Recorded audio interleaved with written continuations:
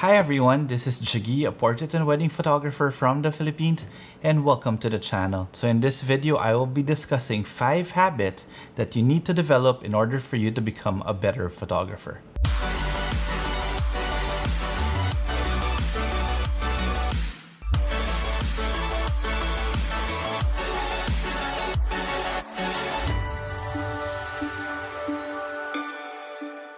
So before anything else, if you guys haven't subscribed to the channel and would want to learn more about off-camera flash photography, then this channel is for you. So you might want to consider subscribing, and while you're at it, click that notification bell so that you get notified every time I upload a new video. And if you want to see more of my images, you could also find me on Instagram. It's at Jiggie Alejandrino. And also for you guys who want to learn even more, I have a workshop called Beyond Ambient Light. It's a one-on-one workshop. Basically, if you want to join, I will put all the details in the description below. Okay, so let's get on with this video. There are basically 5 things or 5 habits, or you might want to consider it mindsets, that I believe one must develop in order for you to become a better photographer. Okay, so the first one is, you're never too good to learn something new.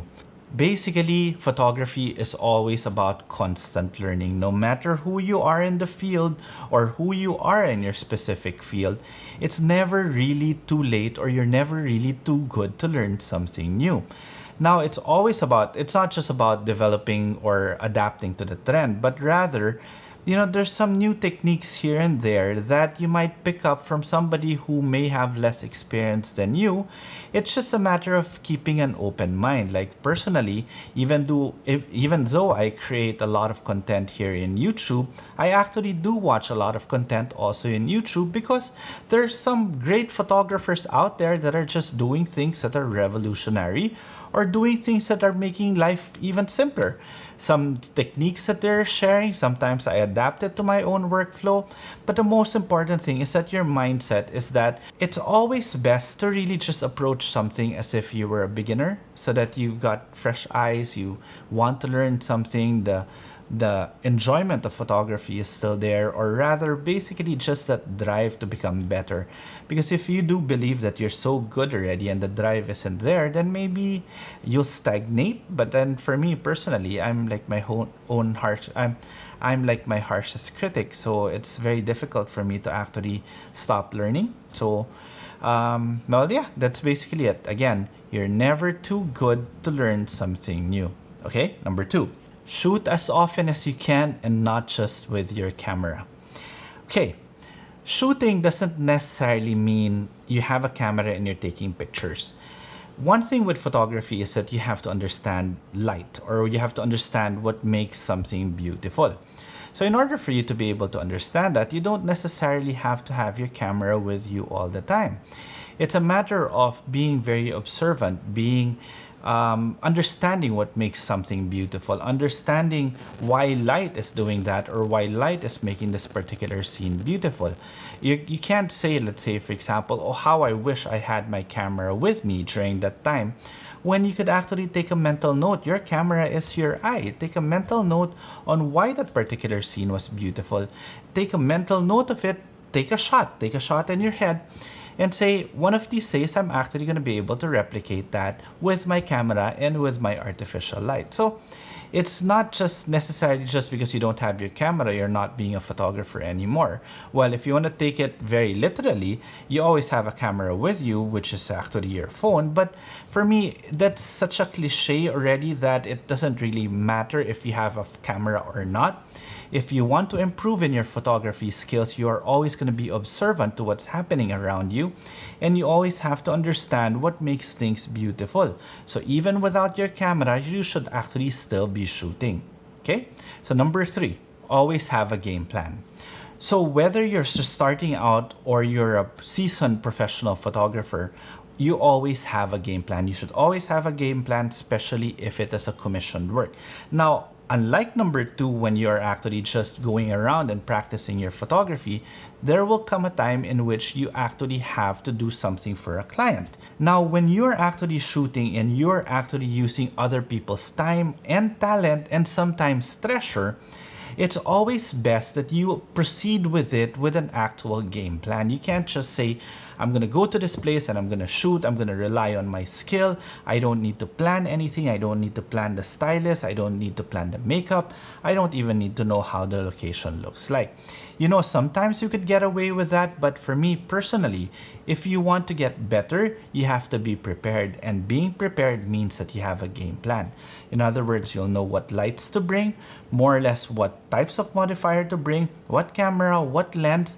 You could talk to your makeup artist already, so that you could talk about how the specific look will turn out. It's called a pre-production meeting, but you don't necessarily have to do that if you're not doing it for advertising work, but rather it's just a matter of conversation. When you're going to be shooting a couple or you're shooting an individual, you get your makeup artist as part of the creative process so that you're always in line in terms of the concept of the actual shoot, even in terms of scouting for locations and where you're going to be shooting.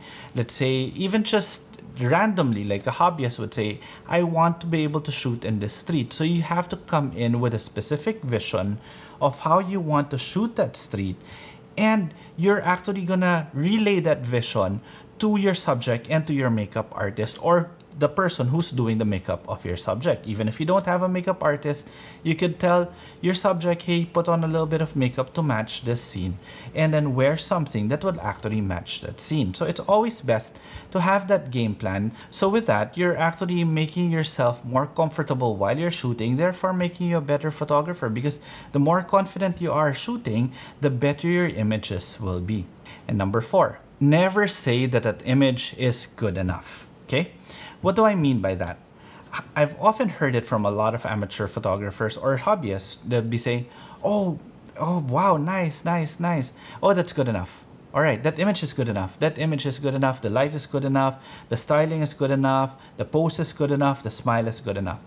But inherently, when you say that, you're actually saying that you are okay with mediocrity, or you're okay with good enough, when as a photographer you should actually develop that habit of trying to make the best out of every situation. It's better for you to say that's the best that I can do at this moment, rather than say it's good enough, meaning you're still striving for something else.